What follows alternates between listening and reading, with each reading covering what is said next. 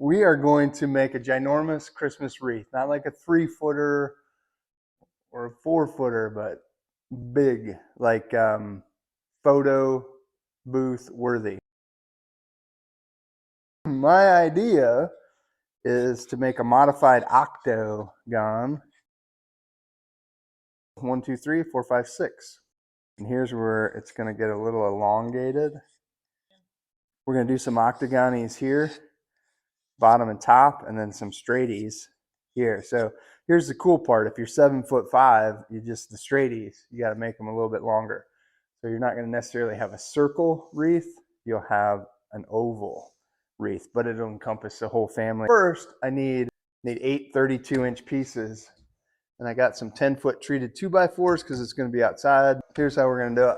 First things first, safety last, so don't get safety glasses. So from the factory or the mill, whatever you want to say, it's never square. And they always have these annoying tags. Oh, I'd like to square this end off. Up tight against my fence. And I've already squared up the blade. Everything's rock solid. Curious. I've never put a moisture meter on treated. I mean, it's going to be sopping wet. I'm just curious because it's got all the chemicals and crap in it. Abort, abort. Yeah, it's like 30. I'm going to make a mark at 32. I need 8 of these babies. I'm a little delirious today. I don't know what it is. Stress of Christmas right around the corner. You guys ready? I'm going to do kind of a reverse stop block. That's my 32 right there. I'm going to take, this was a pedal for my bike project. Brads are easy to pull out. Bada bing. 1, 2,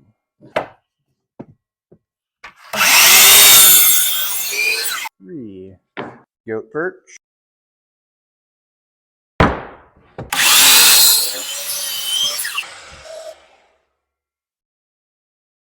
So I was like, why is this off my line a little bit? And it's that nasty little staple.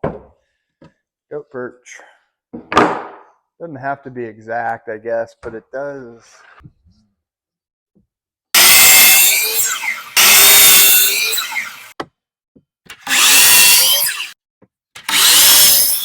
Last one. Goat pen wreath project. Don't like leaving brads hanging out, and I usually have a fencing tool. Got like 8 of them. Oh, here it is. This is great for pulling nails, staples. It's a fencing tool. I've used it like when I'm pull up subfloor and there's millions of those staples.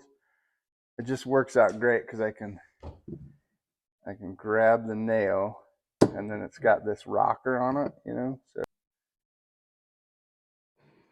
I got this so dialed in, I don't want to mess with it, but I should just kick it to a 30 degree. I got this little guy. Made this guy a while back. I don't know if it's right. Yeah, look at how flush that is. Good job, man. So what I need to do, I need to make a 30 degree here and here on 6 pieces. So you just got to make sure the angles go in. I'm just going to kiss the edge right here. It's so pretty in there. And then did you see what I did there? I just flipped it this way. Same edge against the fence. That way we get the angles going this direction. Again, I'm just going to line it up with the edge, tight against the fence.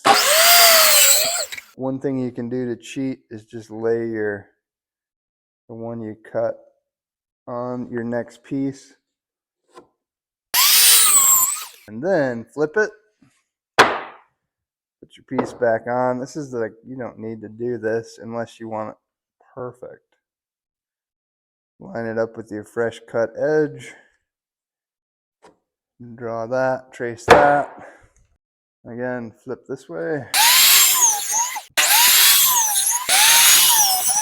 Ooh, I like that.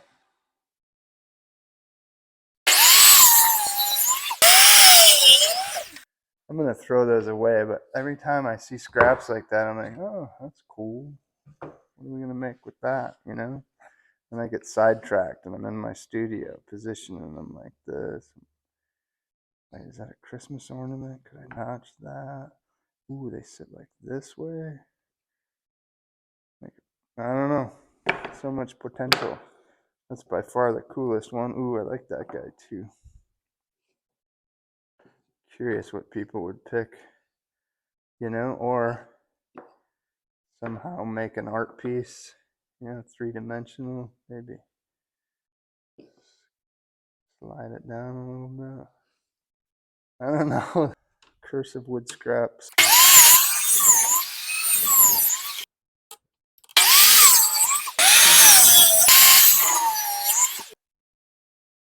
So through the years, the Craig jig has evolved. This is a newish-er one, but there's still new versions. So on the side, it's set for 3/4 thick. We got 2x4s, so they are 1.5 inches. You set it to 1.5 inches. You won't be able to see it very clear, but there's 3 circles here. It's set at 3/4. This one's the 1.5 inches, so I got to move it down to that. Simple lock nut, and then you slide it down so it's covering the 1.5 inches. They made it super easy. And now we're all set up. I just need 4 of the pieces. Does that make sense? And this will be blank, blank, blank, blank. I'm going to put this tip right in line with that last hole. I need 2 holes. And then that'll screw into that piece. Need to do that on 4 pieces. Try to get them even as possible-ish. 3 to go.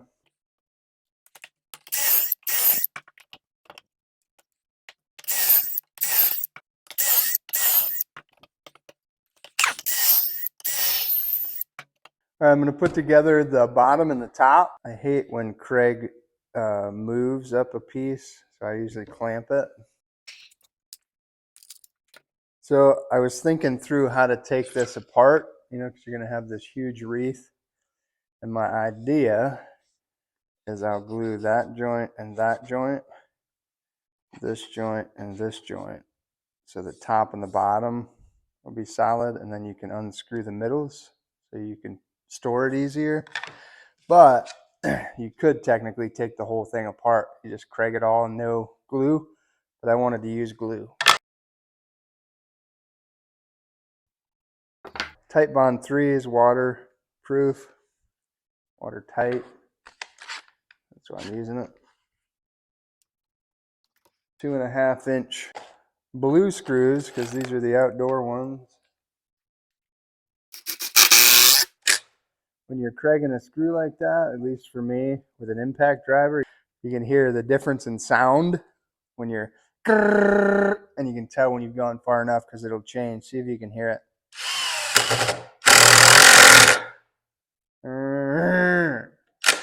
Means I've gone far enough. Same thing, this is our bottom.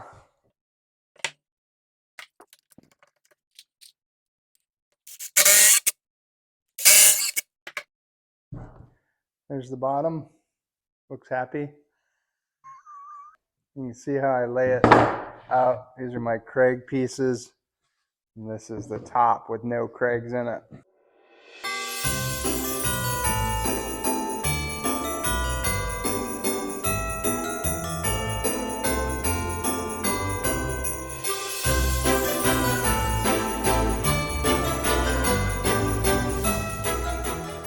This is the top. So it's pretty sad. Gonna lay it out to put my center braces on. Gosh, I really want to glue it, but I want to be able to take it apart. Well then, I won't glue this. You look at our angle, you could do a 2x6 and rip it this dimension. Our 2x4 is 3.5. And with the 30-degree cut, we're at 4 1/8. So you could rip a wider board, but all this is going to be covered with evergreen bows. So I don't mind this little edge personally. And I don't want to waste a 2x6 on a giant wreath. So you can go inside, outside. My Craigs are on the inside. I should have moved them out here if I wanted to do it like that, but I'm happy with it this way.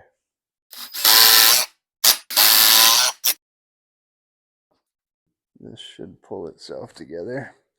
Pull yourself together, man.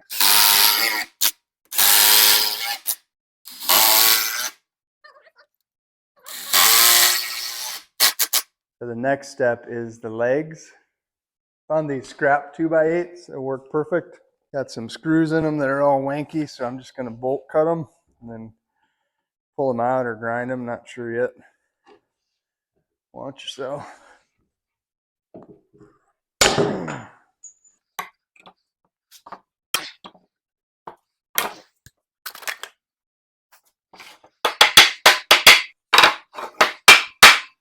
Hey, come here. Let me show you my hammers. Just peek around the corner. You'll see my collection. Cleaned the shop one day, figured out how many hammers I had. You know, what's funny is all those hammers, I always pick a wooden handle. I don't know why.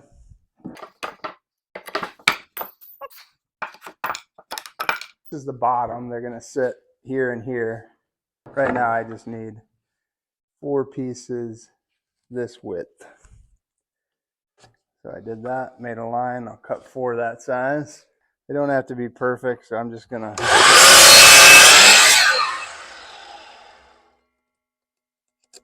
do my line stop block.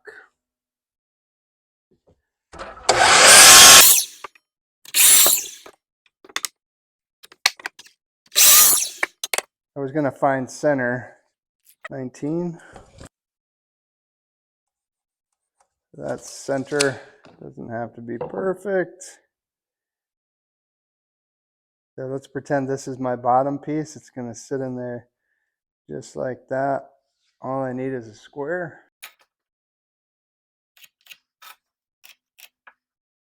So I'm going to mount 1 2x4 slightly past that line and slightly past that line.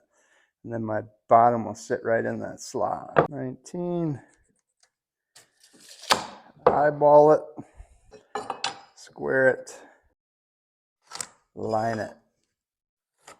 Got some big dog 4-inch screws.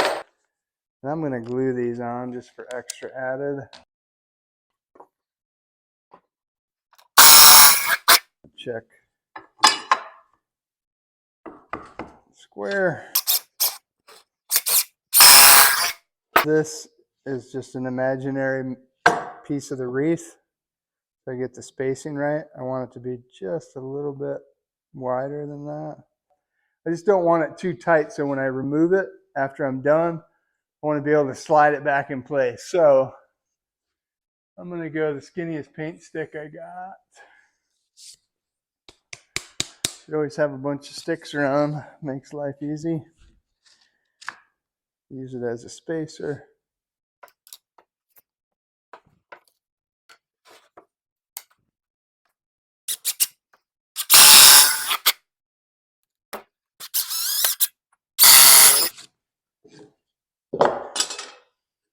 So the idea then is this will fit over like that. And I'll just put 4 screws in here. And I'll just have to take those screws out at the end of the season. Do the same thing with the other one.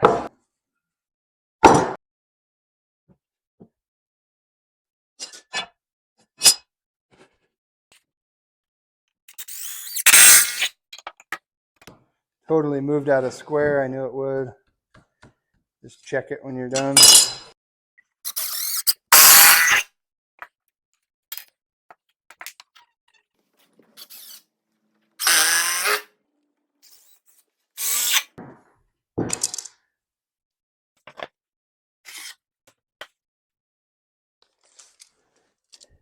Yeah, that'll be good. 4-inch screw should go all the way through and into the other side, make it nice and sturdy, birdie. Let's do 3 in each. I'm going to take these legs off probably, so I don't want to bury the screw. I want it tight. This one I kind of buried.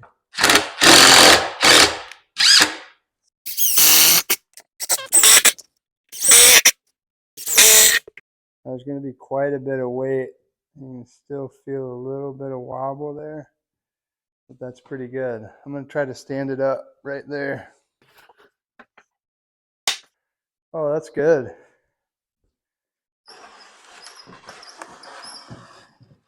Merry Christmas. I'm 6'1"-ish right here. So you can get your basketball player star in there. Your sweetie, your 2 kids, and your dog.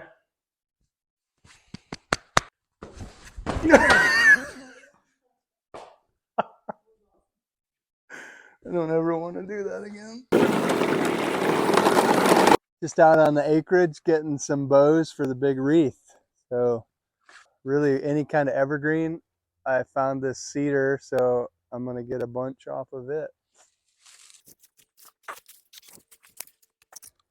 I'll probably get big pieces and then trim it up on site.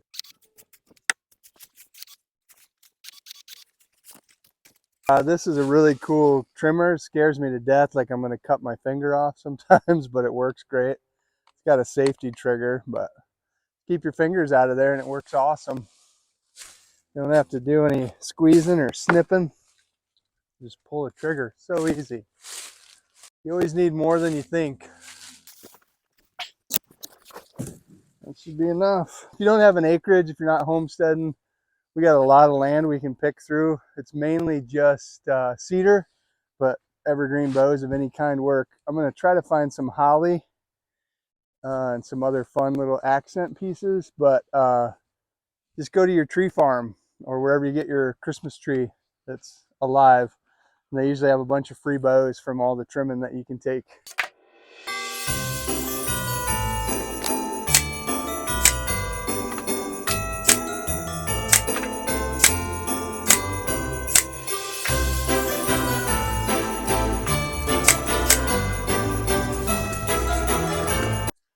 Just using my 18 gauge Ryobi stapler and some 1-inch staples. You can use whatever size you want, really. 1-inch seems to get through most of the different size branches. Once you get some structure, you're able to just kind of weave in some smaller pieces to fill in the gaps.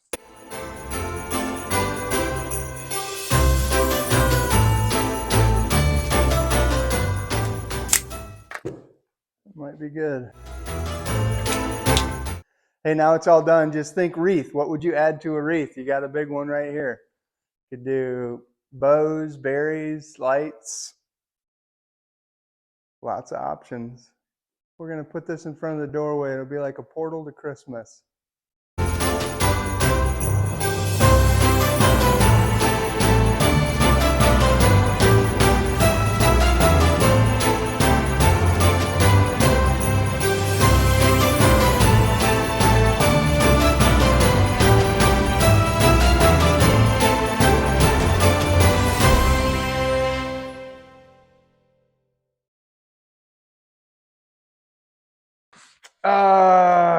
Or you can make darts more challenging.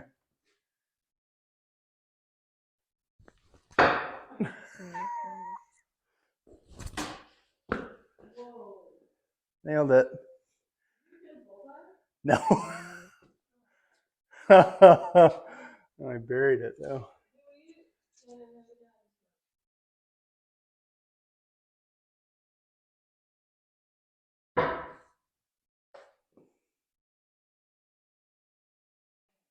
Here, do one of the spring break ones. Ready?